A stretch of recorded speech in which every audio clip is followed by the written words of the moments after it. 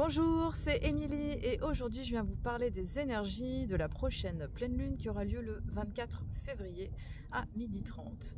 Alors ça y est, on est rentré dans l'énergie du soleil en poisson depuis le 19 février.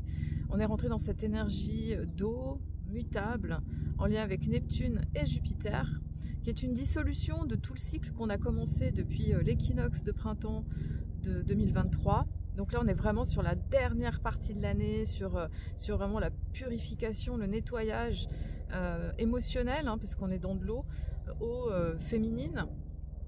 Et période qui correspond aussi au carême, de cette période avant Pâques, en fait, où on vient nettoyer, on vient libérer. On sent qu'on est à la toute fin de l'hiver et en même temps on a vraiment les prémices du printemps avec les fleurs qui poussent, qui émergent, les températures qui s'adoucissent. Et on sent en même temps qu'il y a encore ce processus qui est là, qui nous demande justement de prendre patience, d'avoir de la résilience aussi, une énergie en lien avec le pardon, hein, dans l'énergie des poissons, qui nous connecte justement avec le tout, avec le divin, avec notre spiritualité, notre intuition, et en même temps avec les endroits, avec peut-être nos marécages intérieurs, les eaux qui ont besoin d'être purifiées, des mémoires anciennes, et donc on va être confronté dans toute cette énergie poisson à aller justement, pour se connecter plus grand et plus haut, aller libérer ce qui a besoin encore de l'être et d'aller toucher sa sensibilité, son émotion, son inspiration intérieure pour pouvoir aller plus loin. Alors c'est vrai que depuis l'année dernière, on a Saturne qui est rentré dans le signe des poissons le 7 mars, et voilà, donc ça fait plus d'un an, enfin quasiment un an qu'elle est en poisson. Et là on commence cette nouvelle saison des poissons avec cette entrée justement des poissons et de Saturne qui est ensemble. Donc on est vraiment dans un travail en fait, je dirais karmique, qui est accentué, de nettoyer les résidus en fait qui peuvent encore rester, résidus, je pense vraiment à nettoyer les fonds de cubes, les fonds de ce qui a besoin encore d'être purifié dans ce cycle dans lequel on rentre, dans cette nouvelle ère des Verseaux aussi, du Verseau, et qui demande de purifier cette ère des poissons, en lien avec les dogmes, avec les religions, avec certaines croyances et certitudes qui ont pu nous placer à l'extérieur de nous-mêmes, qui ont pu valider le pouvoir à l'extérieur. Et c'est vrai qu'on invitait à retrouver notre souveraineté intérieure avec cette ère du Verseau. Et pour ça, on passe par différents processus de nettoyage. Donc on est dans un soleil là qui est au moment de cette pleine lune, dans un soleil qui va être conjoint avec Mercure. Je vous montre la carte du ciel, donc conjonction avec Mercure et puis avec Saturne. Donc voilà, la conjonction se fera un petit peu plus tard.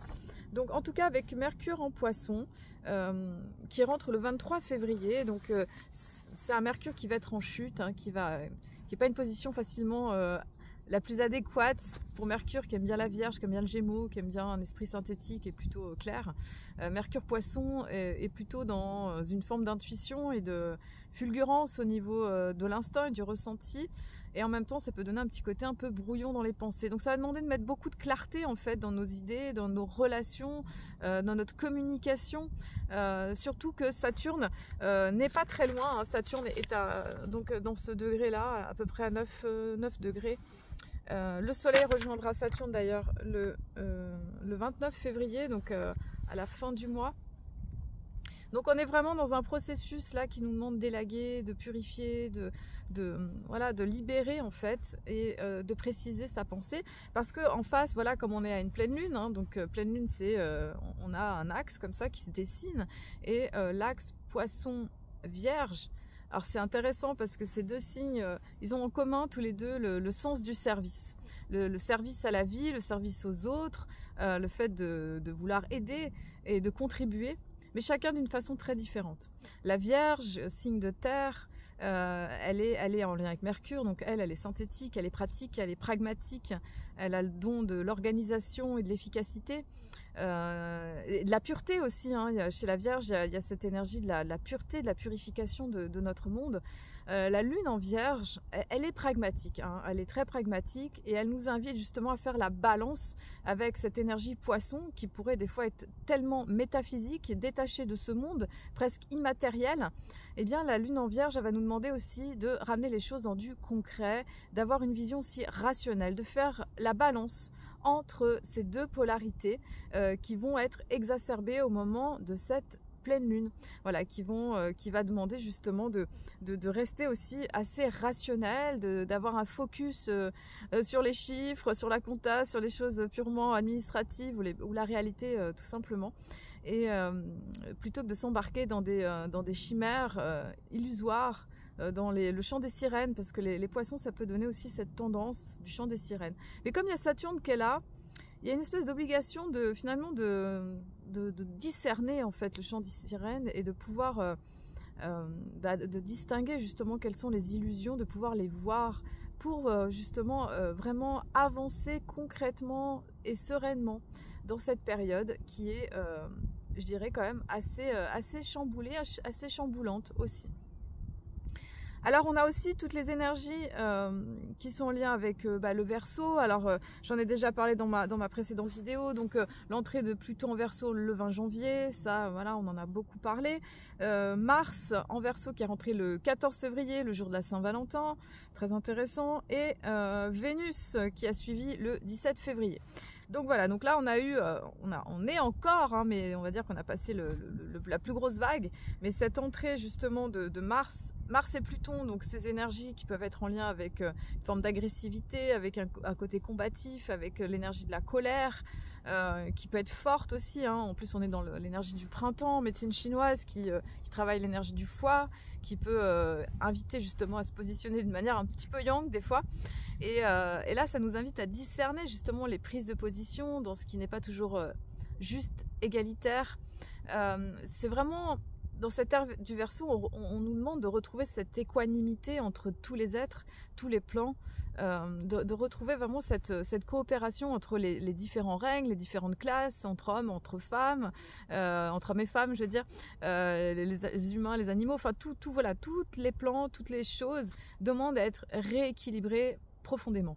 Et Vénus-Mars, c'est vraiment nos relations amoureuses, hein. Vénus-Pluton, Vénus-Mars, c'est une purification, vraiment une transmutation alchimique, hein, parce que Pluton c'est l'alchimiste qui nous demande de transcender, et c'est vrai que quand Pluton rentre dans un signe, mais elle est encore plus puissante, et quand elle sort aussi d'un signe, hein, les degrés énergétiques, voilà, du début et de la fin.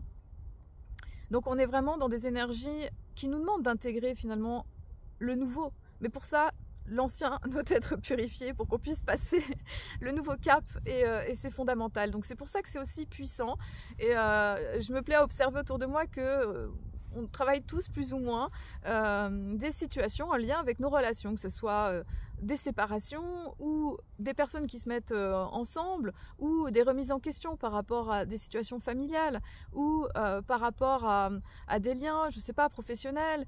C'est comme si les choses nous étaient montrées avec une plus grande acuité, avec une plus grande transparence.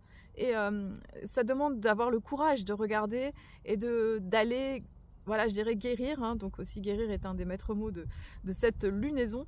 Voilà, donc tout cet aspect Mars, Vénus en Verseau et Pluton, donc alchimie relationnelle, alchimie pour transcender tout ce qui est de l'ordre de la dépendance relationnelle, pour trouver justement une manière d'aimer qui soit beaucoup plus libre. Alors oui, ça pourrait être en lien avec les réseaux sociaux, oui, plus de rencontres avec les réseaux sociaux, avec le côté digital du Verseau, bien entendu. Et en même temps, voilà, ce qui nous est demandé, c'est vraiment un travail en profondeur sur nos relations. Et ça, vraiment, je dis, c'est vraiment accentué avec ce mot guérison. Alors pourquoi je dis ça? Parce que voilà, ça me fait penser au Nonor et à Chiron en Bélier. Nonor, Chiron, Bélier. Donc oui, Chiron, c'est le guérisseur qui nous parle de notre blessure. Et là, il y a une blessure liée à un positionnement intérieur, liée au fait d'être clair dans notre leadership, dans être qui l'on est véritablement. Et le Nonor en Bélier, là, depuis juillet 23, nous invite à ça et nous dit, ok, voilà, maintenant c'est important d'écouter ton chemin intérieur propre, et de te prioriser en fait, quoi qu'il se passe, au-delà de toutes les relations, au-delà de toutes les circonstances, pour que tu sois au centre de ta vie, quoi qu'il se passe. Et donc en face, le nœud sud en balance, donc purification relationnelle, eh bien il nous invite à purifier nos relations. Donc les couples, les relations amoureuses, oui, c'est en première ligne de ce passage qui nous invite à transcender finalement le couple un peu traditionnel, même si je pense que certaines personnes le vivent et sont très contentes comme ça. Mais il y a quelque chose qui demande à ce que chacun puisse être vraiment chez lui, dans son intégrité, dans sa droiture, dans son centre, dans sa force, dans son pouvoir personnel. Et c'est une invitation justement à aller purifier les endroits peut-être où on va troquer notre pouvoir contre d'autres, contre de l'amour, de la reconnaissance, là où on va perdre de la liberté pour justement faire plaisir, se faire aimer, se faire reconnaître, avoir une certaine valeur dans les yeux des autres. Voilà, donc c'est un programme profondément relationnel. Alors ça peut être aussi en lien avec les personnes, les associés, les collaborateurs, les personnes avec qui on va travailler. Voilà, les personnes avec qui on est en relation. À quel moment on va finalement se saboter, s'aborder ou négliger une partie de soi pour entrer en relation. Donc voilà, c'est un programme d'intégrité intérieure qui est donné ici et qui est accentué par ce passage dans Mars, Vénus et Pluton en Verseau. Voilà. Donc nœud nord conjoint à Chiron, donc la conjonction était le 11 février mais elle dure jusqu'au mois d'avril. L'éclipse solaire du 8 avril sera justement liée avec Chiron, donc on est dans une phase qui nous demande de vraiment faire une guérison et des soins profonds, d'aller vraiment transmuter, d'aller guérir.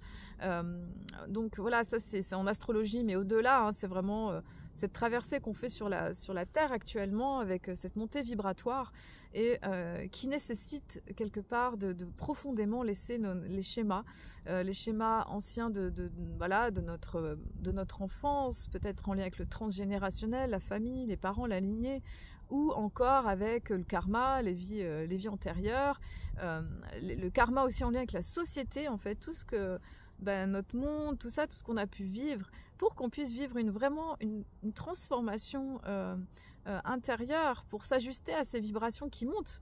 Parce que, je sais pas comment vous le vivez, mais en ce moment, ça peut faire remonter beaucoup d'émotions. Et si, par exemple, s'il y a des peurs, ou s'il y a des colères, ou des émotions qui ne sont pas réglées, il y a des choses qui remontent à la surface pour que ça puisse être vu véritablement. Donc, Chiron, elle invite à une guérison personnelle, mais en fait, c'est le collectif qu'on vient guérir. C'est le collectif pour aider justement à l'intégration, à l'implication, à l'ancrage en fait de ces nouvelles énergies, de ces nouveaux codes de lumière. Et ça travaille quand même, quoi qu'il se passe et quoi qu'on fasse. Ça peut travailler la nuit, voilà, ça peut perturber le sommeil. Alors c'est pas le cas pour tout le monde, mais ça peut venir, voilà, tous ces codes de lumière, ils viennent créer des symptômes physiques. Des personnes ont été un peu malades avec des symptômes. Oui, on dirait c'est l'hiver, mais c'est pas que ça, c'est pas que l'hiver. C'est aussi des énergies qui se nettoient et ça se fait sur tous les plans en fait, le physique, le mental, l'émotionnel, le spirituel. Et tout ça, c'est pour nous aider à grandir, c'est pour nous aider à prendre une autre dimension. Alors certes, ce n'est pas toujours aisé et simple, et c'est pour ça que cette période poisson, vraiment, elle invite à ce pardon, ce détachement, cette résilience. Et je pense au Ho'oponopono des Hawaïens, je suis désolée, je t'aime, pardonne-moi toute ma gratitude pour toutes nos expériences passées, pour nous-mêmes, pour toutes nos relations, est vraiment essentiel à l'heure actuelle pour pouvoir se détacher, se libérer du passé, de ce qui a besoin d'être encore transformé pour s'alléger dans les nouvelles énergies. Voilà, donc on a une pleine lune qui amène cette intensité. Une lune aussi en Vierge qui est conjointe avec Lilith. Donc Lilith, on a 3 positions, il y en a une qui est à 1 degré de la Vierge, un qui est à 8 et un autre qui est à 15. Dans tous les cas, donc on a une lune qui est quand même conjointe avec Lilith en Vierge. Donc Lilith en Vierge, c'est une position qui dure environ 9 mois, d'octobre 2023 jusqu'environ fin juin-juillet 24. Donc là, on purifie l'énergie de la Vierge, c'est-à-dire tout ce qui est en lien avec le travail, le quotidien, la santé. Donc on revient encore dans un domaine de guérison. Donc ça peut être aussi des symptômes physiques, ça peut être des maladies, ça peut être des choses comme ça qui viennent aussi pour aider à prendre conscience des endroits où il y a des séparations à l'intérieur de nous, des dissonances, pour pouvoir justement les guérir en profondeur. Donc cette Lilith, elle nous invite à ça. Et là, la Lune qui est conjointe avec Lilith, eh bien, il y a une invitation à aller voir ça en transparence, d'aller vraiment guérir, d'aller prendre conscience, d'aller s'occuper aussi de son monde émotionnel, peut-être des choses qui ont été refoulées pour justement les accueillir et les intégrer et intégrer notre part aussi féminine. Voilà, donc c'est un programme en perspective qui est assez intense. Et nous avons donc pour nous soutenir ce très beau trigone entre la Lune en Vierge et Jupiter. Voilà, Jupiter surtout, Uranus un peu moins, mais voilà, c'est pas très loin. Donc ce trigone, il nous invite à rester concret, il nous invite à nous connecter avec les énergies de la Terre, les énergies de Gaïa, de la mère Terre, de Pachamama, voilà, de la Terre, vraiment du côté concret, de la nature, des forces de la nature qui viennent aussi nous nourrir, qui viennent aussi nous appuyer dans ce grand travail. Et ce Jupiter en Taureau, qui est encore dans des énergies de terre, hein, avant qu'il passe après en Gémeaux, énergie d'air, profitons-en parce qu'elle nous aide quelque part à ancrer tout ça. Voilà, je dirais que par contre les dissonances qu'il peut y avoir entre Jupiter et Vénus en carré avec Vénus et en carré avec Mars, il peut y avoir des fois une négligence en fait peut-être de nos besoins, ou de sous-estimer certaines choses, ou au contraire d'exagérer, d'être dans trop de dépenses, dans une inflation émotionnelle, d'action aussi, peut-être un abus de pouvoir ou des prises de position qui peuvent être un peu trop dures ou campées.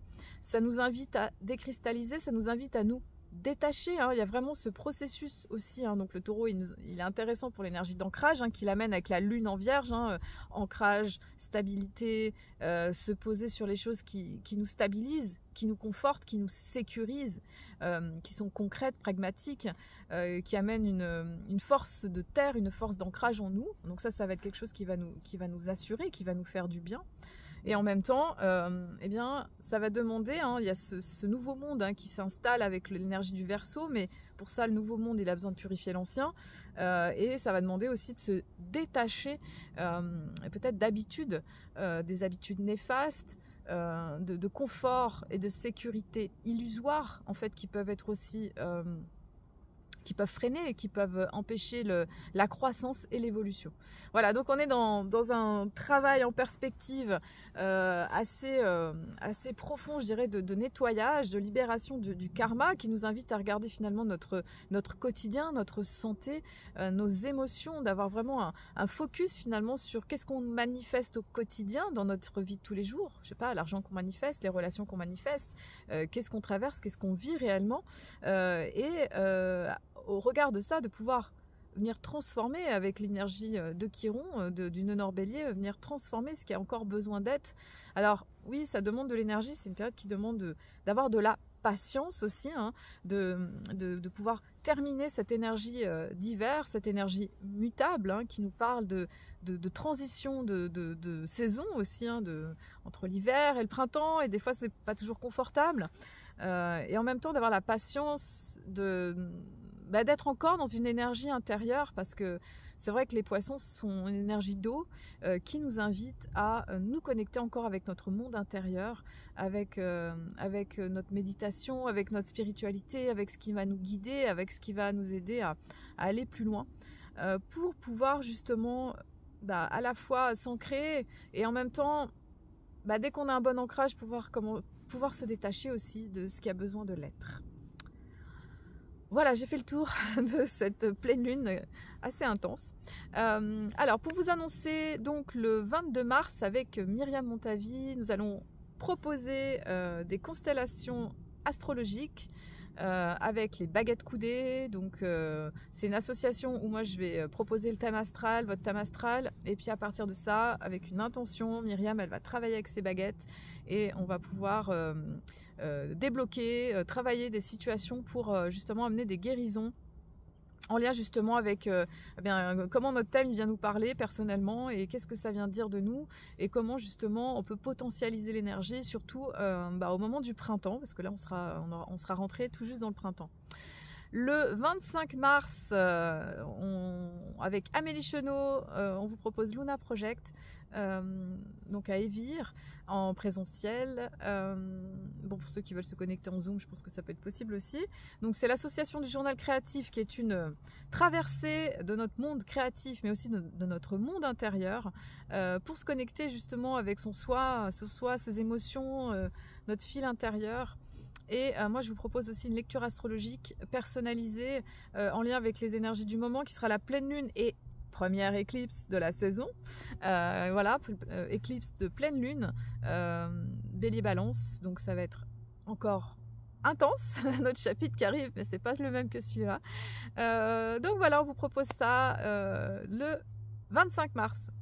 Voilà, si vous êtes intéressé, vous pouvez me contacter via mon site emilymetet.com, et aussi pour les consultations d'astrologie, j'en parle pas souvent, mais c'est vrai, je propose des consultations d'astrologie, de thèmes astro, des révolutions solaires, c'est-à-dire les thèmes pour l'anniversaire, pour vous guider aussi, parce que mine de rien, avec toutes ces énergies intenses, c'est bien des fois d'avoir un petit peu la boussole pour avoir quelques éclairages sur où nous mène le vent en ce moment.